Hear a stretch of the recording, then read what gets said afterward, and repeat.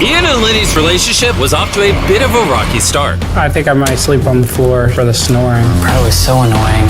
I've officially moved my bed, and hopefully it will deflect Mr. Lenny's snoring. Even with the tension between them and Ian's lack of sleep, the cop and criminal had to do something to cure their boredom. They worked together to create a basketball hoop with their bed frame. This is a dope idea. And even utilized it as a pull-up bar.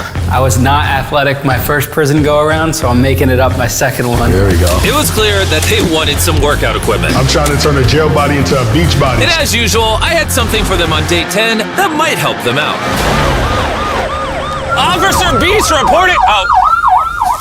Officer Beast reporting for duty. Let's see how our prisoners are doing. How's it going, boys? Warden Jimmy! I see you dismantled the bed here. Well, I'm living with Snorlax over here.